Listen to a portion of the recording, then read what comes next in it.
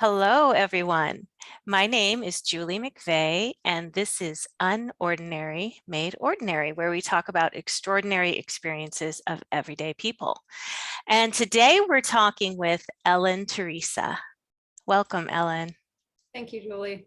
So I'm so glad you're here. Really good to see you. I was looking forward to finally getting to chat with you. Thank you. So if you wouldn't mind, could you share a little bit about who you are, maybe a little background Sure. info? Sure. Okay, thanks. So my name is Ellen, and I was raised in Pennsylvania, and I come from actually a very unique sort of background because I was adopted into a family that was very strict religious.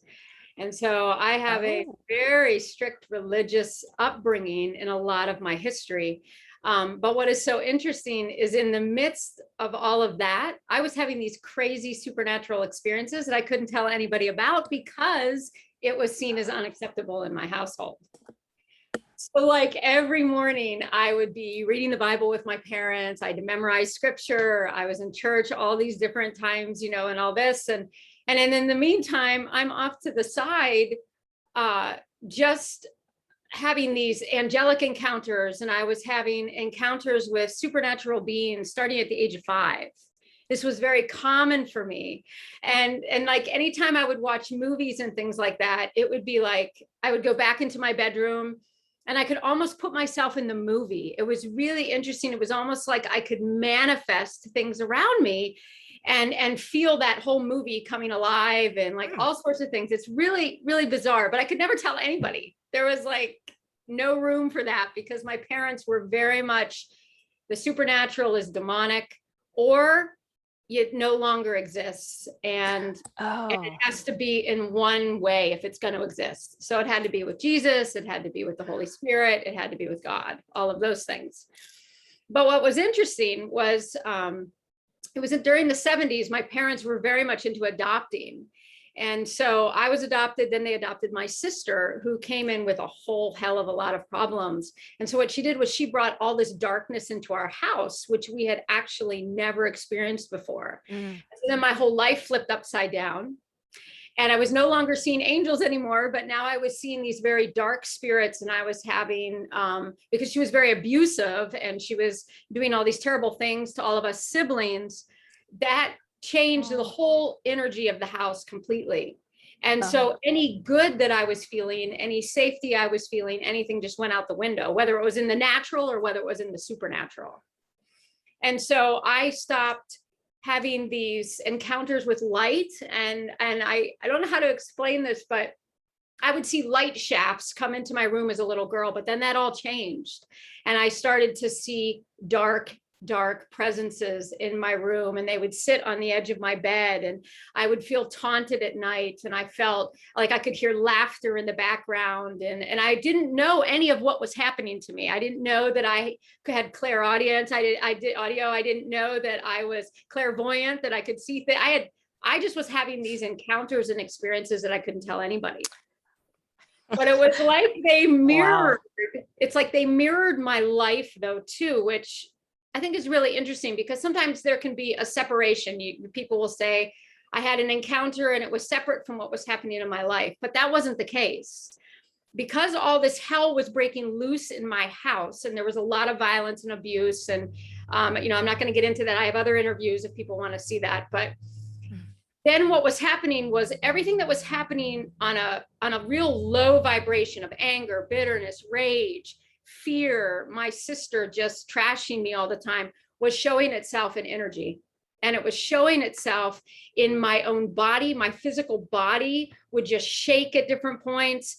I would have nightmares that just were never ending. It just felt like I couldn't get out of them. My mom would wake me up and I would still be in the nightmare. I'd be awake, but I was like, I would see the entities and things coming at me. And so my whole life and experience was not only from a human level, but it all just morphed together. But I couldn't say a lot of things. I couldn't say what was happening first with the abuse that was going on. My voice was silenced that way. And that went on from the age of 5 all the way until I was 21. I endured a lot of sexual abuse. I was trafficked in 4 states. There's a whole lot to my story, but all of those things were preparing me, honestly, because I had crazy supernatural encounters. Like one time there was a man who was going to knife me in the back of a car. He had drugged me into the back of a car, and Oh, we're going through this situation where he's trying to rape me, and immediately he sits up, this shaft of light shines through the car. He freaks out and runs away. I have no idea what he saw. oh, I have uh-huh. no clue, but I have so many experiences like that where I was walking somewhere and I was not seen and I should have been seen. Um, Different situations where people would attack me. I have to mix this together. So, but people would come attack me, and I would see these almost, it was kind of like this battle going on behind me between light and dark kind of happening as these things were happening to me. Hmm. And so it was these crazy moments. So are you seeing you know how they say like the physical and the non-physical, the spiritual and the physical are always intermingling, interacting, one's impacting the other back and forth. And we just can't see the non-physical because right now we're in this physical. Most of us are kind of confined and limited and don't have these abilities. But so are you thinking that you just happen to have your eyes open, eyes and ears or whatever other like the clairs open so you can see it, how this works, maybe how the spiritual's impacting the physical? I would agree, because as a child, before I was adopted, my birth mom took me to a psychic as an infant. Oh, And that psychic did something over me. I don't know. I don't know what their intention was, or they prayed something over me, whatever it may be. okay. And from that point on, I could see as little as a little girl. Wait, how old were you when she took you? I was adopted when I was 3, But but she took me as an infant. Mhm. so this is so fascinating. You have so many fascinating things about your story. How did you find out about that your birth mom took you? Did she tell your adopted mom? Yes, that Oh, all came through my adopted mom. Yeah, we knew all of that information. And anything that had happened, I even came through a rape, like my birth mom was raped. And I oh, came through a very strong energy, like a real powerful energy. There I was, through that. And yeah. wow. So this would be, and I would think for your adopted mom, being very strict religious person, I wonder what she thought then when the birth mother said, by the way, she's been blessed by a psychic or whatever. Right, She right. probably would like threw holy water on you or something. I don't know. No, How I did, don't remember if there was holy water, but I know that my mom became extremely protective of me. And what was interesting hmm. was, as a little girl, I would go outside and I would stand in front of trees and I'd talk to them. I had no idea what I was doing. If Oh, no trees talked back, I would go stand in nature. I'd look to the sky. As a mm. little girl, my mom would say I did all these really weird things. Like I would draw spaceships as a little girl. And then Oh, when I was like 9 or 10, I was writing these codes. I would these signs and symbols and all this stuff. My mom still has all the artwork. whoa, that's I know interesting. it's like crazy stuff. But because there was this abnormal thing happening with me, my mom and her fear and the need for Jesus and the need for Christ to be a certain way took me to every Bible study you could think of. They had people praying over me since I was a child, trying to cast out things, to get rid Okay. of things. And so she became very controlling. So then it was like, what's going on, and then there was a lot of, like I said, the crap in the house that she couldn't control. So Mm. that was kind of happening with my family, and my dad was very passive and all of that. But my Mm. dad had these Stephen King books, and I would read Stephen King all the time. I found myself, I know, Oh I my found goodness. myself, I know, I don't know. I would play Dungeons and Dragons off to the side, without my parents knowing. I was into Ouija boards without them knowing. It was like these things Oh, started coming to me.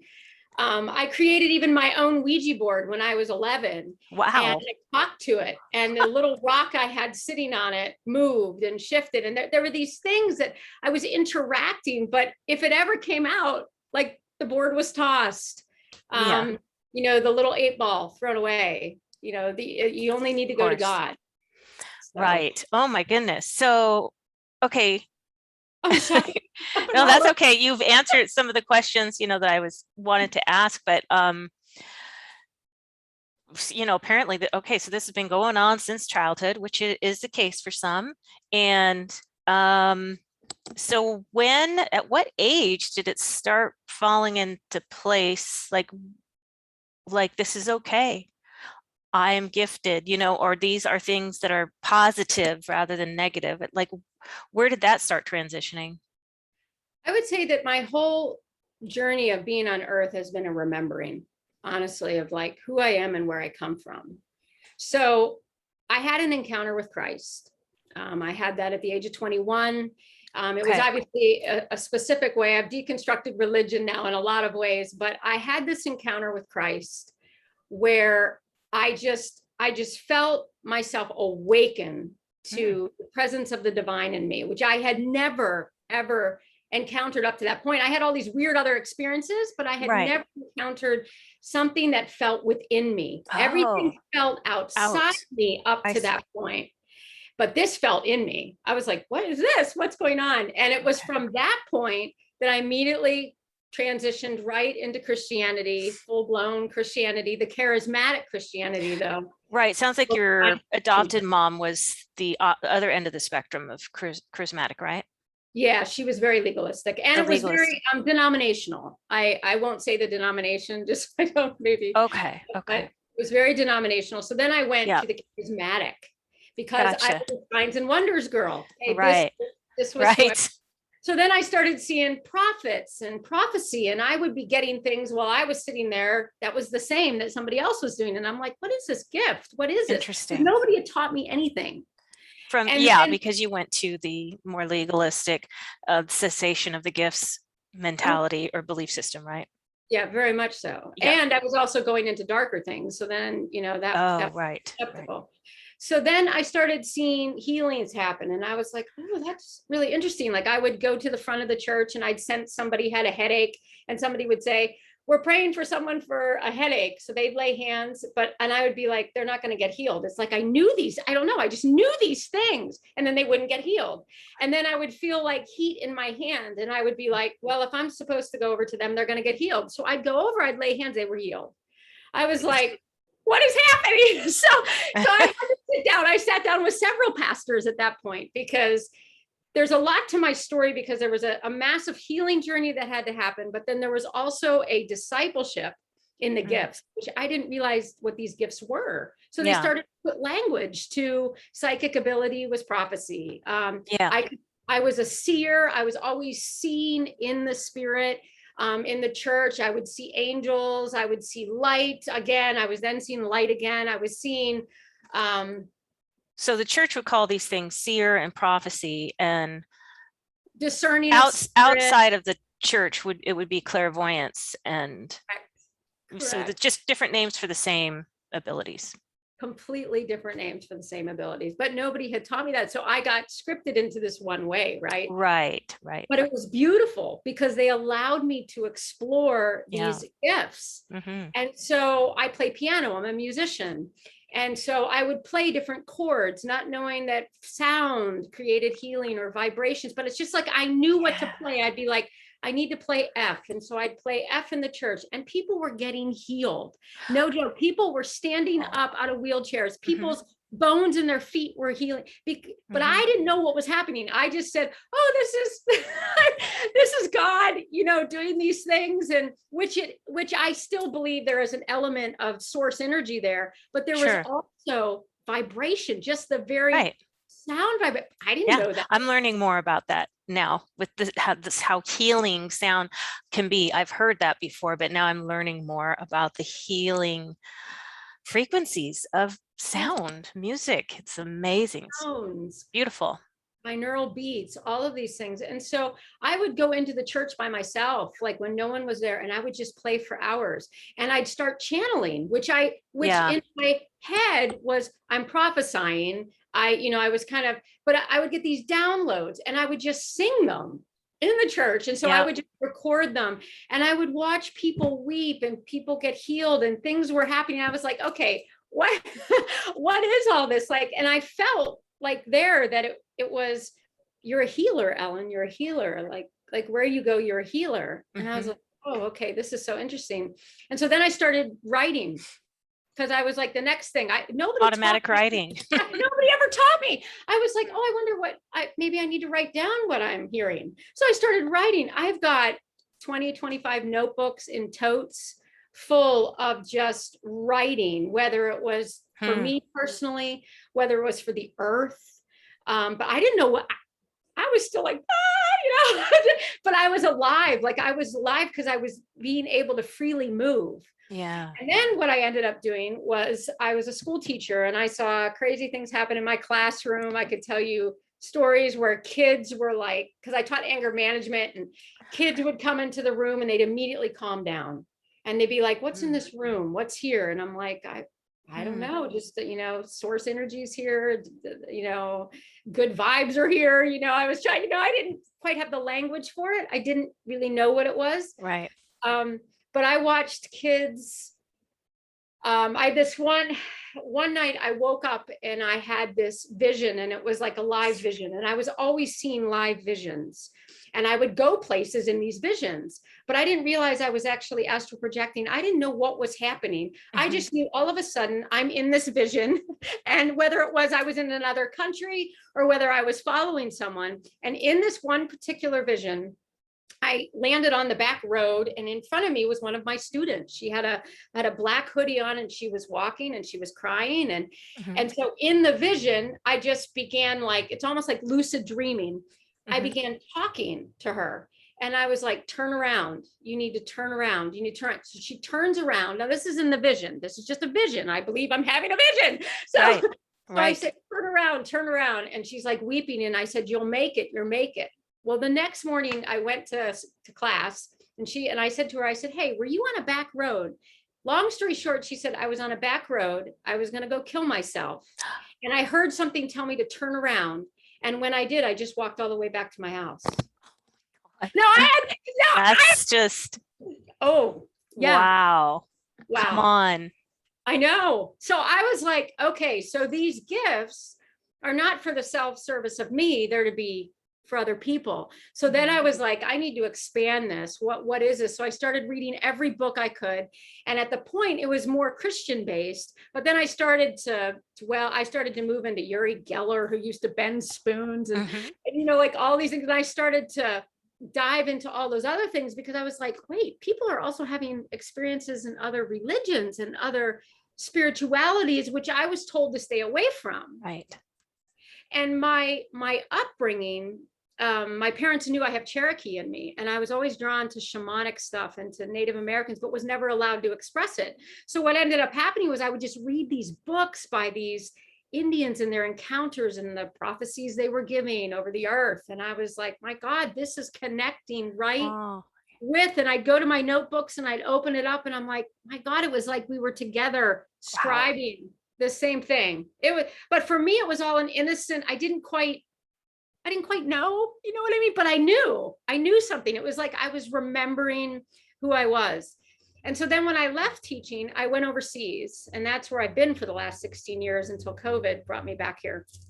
But I began to work in 37 different nations doing trafficking work. And then I was doing a lot of humanitarian work traveling around. But in that, I saw supernatural signs again. It seems to follow. I'm not sure what happens, but it just follows. I'm like, oh my gosh. I would see in brothels, I would get the sense that somebody was coming in through a certain door. And it's like I could see them in a vision. I could see them coming down. And I would say, you're not coming in here. And then I'd watch them go away from the front of the brothel and go the other way. They would turn. And there seemed to be some level of authority with my words, manifesting, creating. Right. But but I didn't know. I just was like thinking I'm praying and interceding, for maybe I was. I don't know. My language on that has all changed, but I would be awakened at times when girls were about to be raped. I would be awakened to go somewhere. I'd be like led down an alley and there'd be a girl sitting there and I'd bring her back to my house. I just had so Man. many experiences like this that were making me realize, okay, my life is not my own. Actually, I'm here to be a servant and to use these gifts to serve the greater good. Not to mention my own, my own healing journey was quite supernatural too. Mm. My own healing journey was, because I believe that what we put, as much as we put inside ourselves, is as much as we can put out. And I was very, very broken because of all the abuse I had gone through. And so I had 4.5 years of intense inner healing where I would just sit on a couch with a counselor and all she would say was, divine come. And the rest was history. I'd fall out onto the floor into memories. Wow. I was having out of body experiences where I would go up above incidences in my life and I'd watch them and I'd experience them. She journaled all of it. This was what kind of counselor was this? Or was this just a regular woman who had didn't done inner healing? Yeah, that's it. she worked Emotional with healing. inner healing is what it was called? Yeah. Huh. My goodness. That's pretty Inner impressive. healing and emotional healing. And Okay. she came from like totally the opposite tracks as me, but she was just so pure. There was an energy with her that was so pure that I felt so safe in that space. And I felt love in that space. I felt source energy's love, which was new to me. There was so much I didn't know and understand. I had so many questions, and a lot of those questions weren't answered, to be honest. But what happened was a healing of my heart happened. Like fear was broken off of me, bitterness, forgiveness, all those things. But it all was very supernatural. I would see angels who would hand me parchments and I'd open the parchment and I'd read it. And it would be something I was to say over my life. So I'd say it over my life. And then like my knee was healed. And then I'm like, what happened? And then like, I'd be like, I think my knee's healed. And she'd be like, your knee is healed. Because the way healing in my head works is it's your spirit, soul, and body healing. And so I needed full healing in every which way because my body had been hurt and my emotions and, my mind. And my mind was I was diagnosed with borderline personality disorder. Wow. And that got healed in one of the sessions. And I was sitting there and I said, Andrea, I said, I see the bust of a head, because I was always having visions. I was constantly having visions.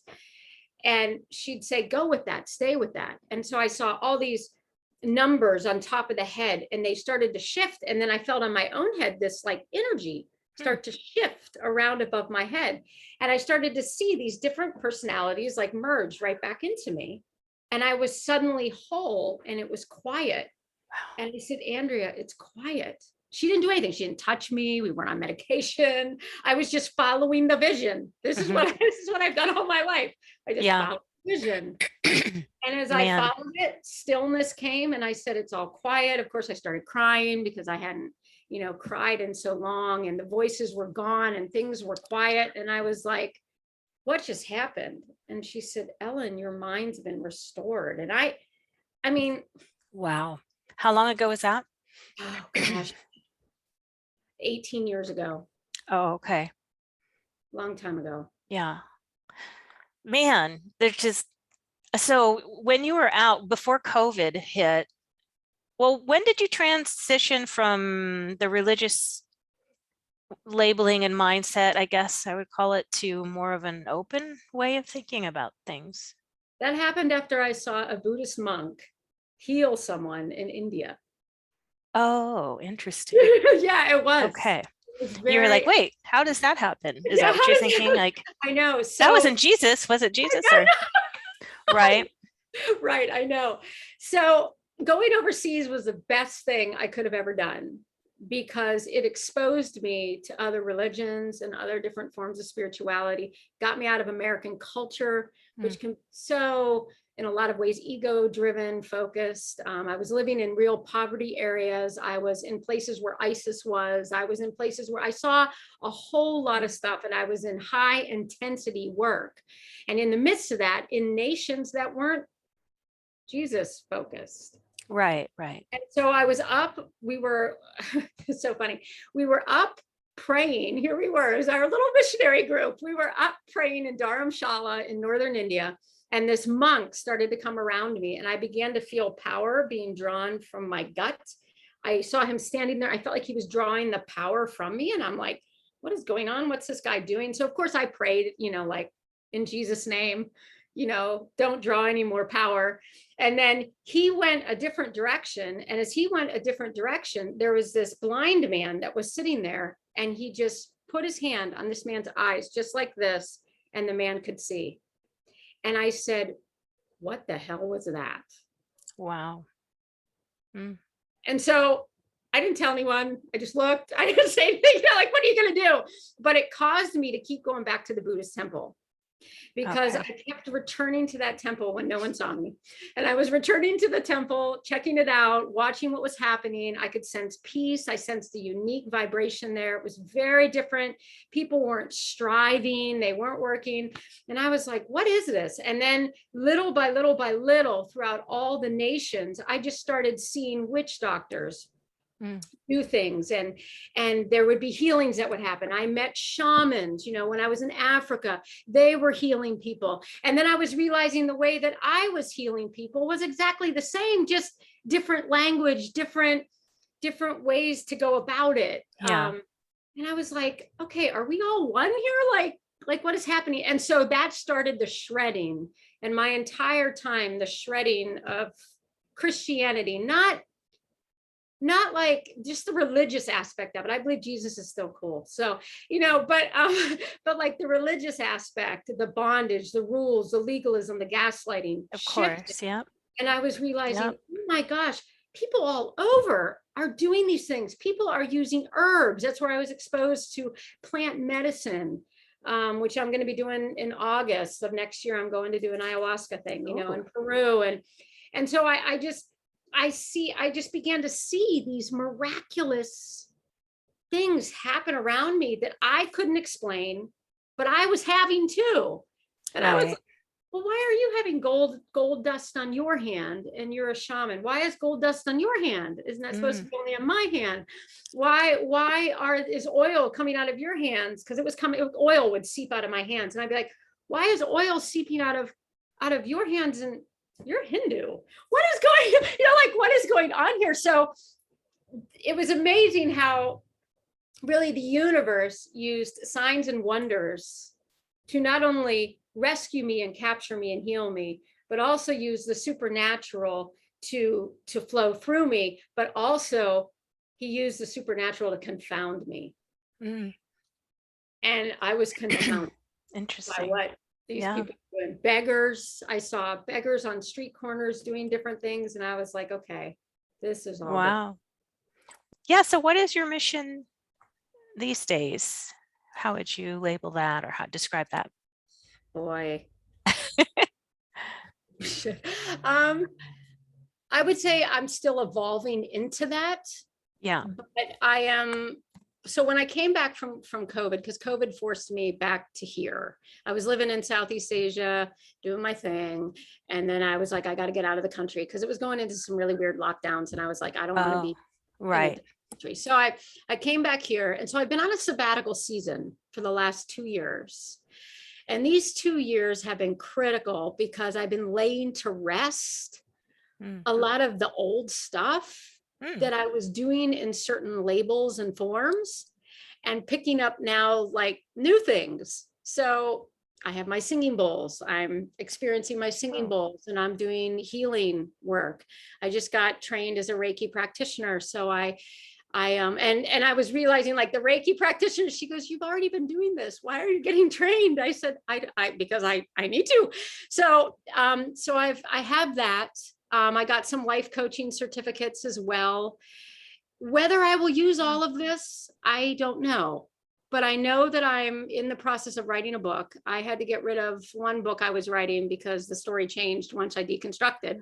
So then Oh, I was like, okay. okay, I have Yeah, different I was going to language. ask you what projects you're working on. So that's one of your projects, the So book. I'm So writing a book, and then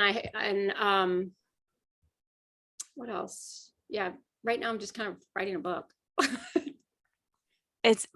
oh, so you're done with the Reiki practitioners or Well, the, no, I'm certified.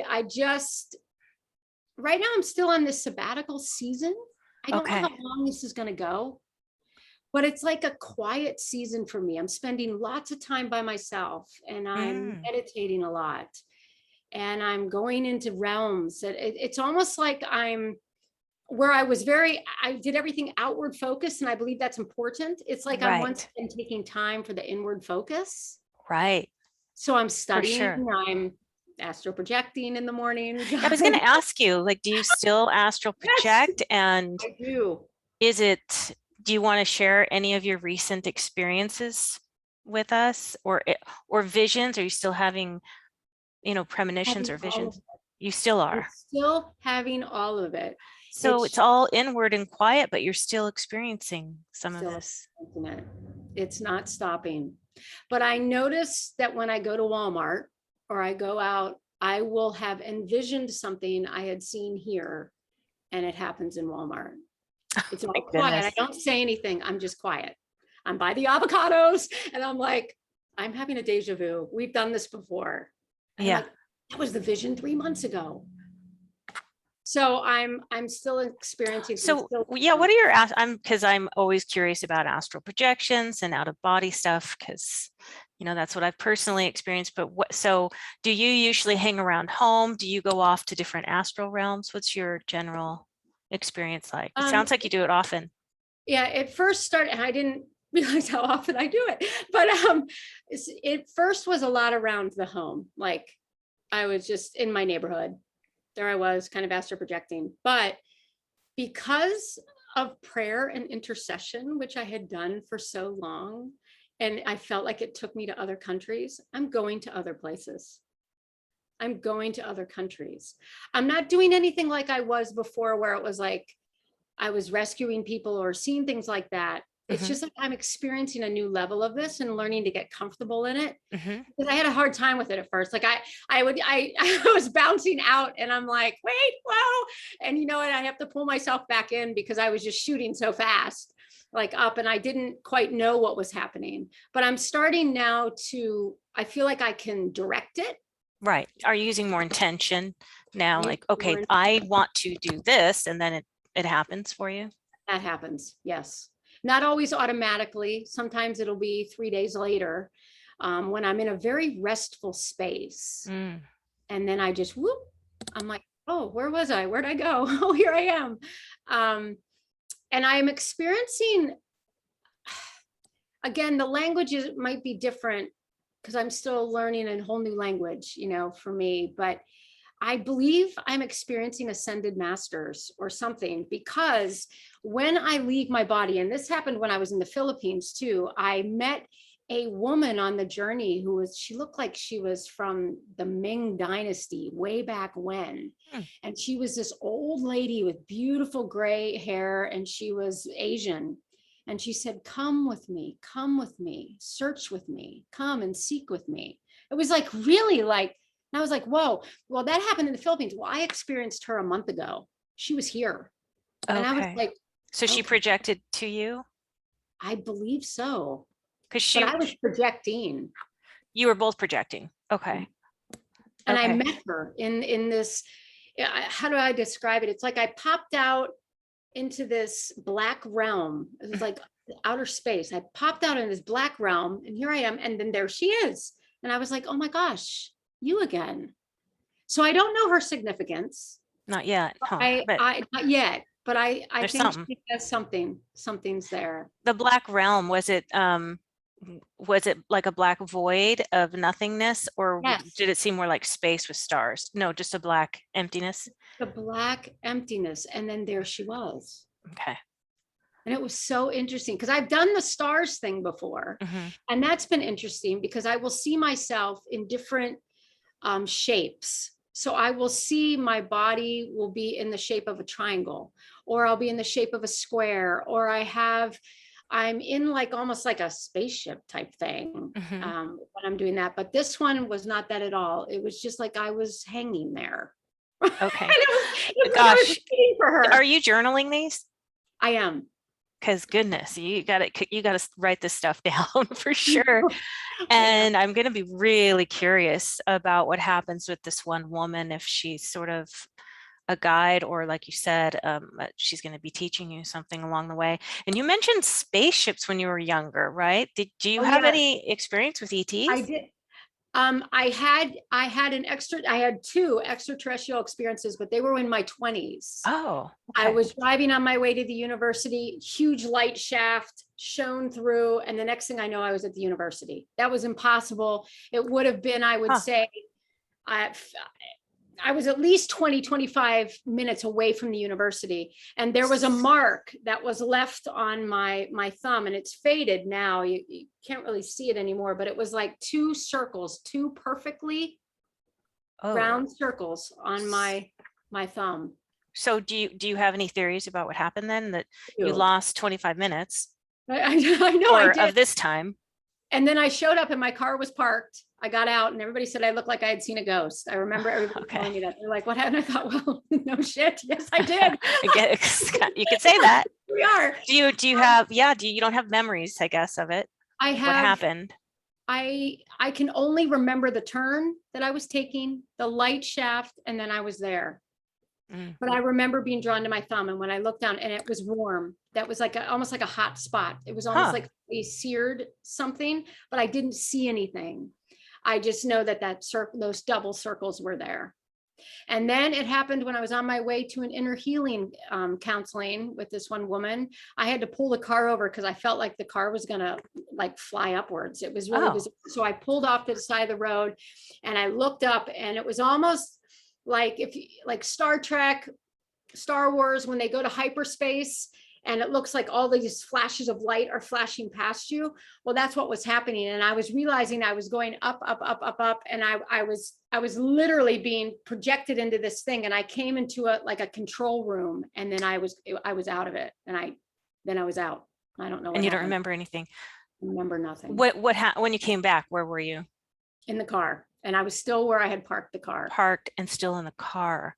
Do you think these were physical, I don't know if you call them abductions or whatever, or astral type projections? I felt the first one was an abduction. I've always felt that. But I don't know what happened. The second one I think was more probably an astro projection. Astral thing. So interesting. My goodness. Come It on. is. I know. Your so your book, what is your book about? You're going to be writing about all this? I'm going to be writing about this, but it's going to be two parts. The first one's going to be just my life and what I went through, and all of that. So, and then the second part will be all of this other stuff, the crazy stuff that came right along with it, because they're intricately connected. They just Well, are. yeah. And I love that, because it's like all my spiritual experiences as a child set me up for the charismatic movement, then set me up for where I am Yep. now, which is experiencing all this other stuff, which is Exactly. exciting. Exactly. I suspect you've got lots more to do, like so much more. I believe Uh, that's true. We're just, and I know we're just getting a little taste of this, me and whoever's listening. And it's just so fascinating. I'm very excited for you. Thank And you. I hope that we'll stay connected and you can keep me, I would love up to to. date with what's going on. But how would the listeners get a hold of you if they want to connect with you? Just my Facebook page. I do Oh, have an okay. Instagram. If they want, I can send that link to you if you'd like me to. And you can post that or like that. Yeah, I'll put the links up Called in the video. Rising Fire Flowing Water. So if people are Oh, looking at me, Rising Fire Flowing Water. oh, okay. Well, Um, yeah, I will put the links up, of course, in the video description, so people can follow you and stay connected with you. Um, I don't know. Because we're kind of running out of time, but I don't want, is there anything else like on your heart that you're thinking, oh, I really wanted to share this one thing? I want to share that healing is possible. Mm. I feel like there's a return to the earth and we're being drawn to the earth. I actually have no desire to leave the planet. I want to see the earth restored. And so I feel for people to know that healing is available, that it doesn't matter what you've been through. And I will send that link with my other interview, because I think when it comes to abuse or violence or mental illness or whatever it is, there is healing that is available. You don't have to live with stuff. You just Mm. so Physical healing, emotional healing, spiritual mental healing. healing and spiritual healing. Yeah. Speaking of healing now, you're not practicing, you don't do over, what is it called? Remote? Is it called remote Yeah, remote, healing? no, remote. Remote, No, right? anything, but I do have a website that's up. But like I said, I'm still on a sabbatical, but Okay. that's going to start going again in 2022, because Okay. 22 was my number of movement. So Oh, yeah, okay. so Well, this has been super interesting, and I've loved getting to know you and your story a little bit better. There's so much depth to you and what you've experienced. So thank you for taking the time to share a little bit. And thank you to everyone for watching. This has been Julie McVeigh with Unordinary Made Ordinary. I hope you join us next time for another fascinating interview. And if you did enjoy this, give it a thumbs up, of course. And if you like this type of content, please subscribe. And I hope you're having a fantastic day or evening, wherever you are on the planet or off the planet. And we will see you next time. thank you. Bye. Bye-bye.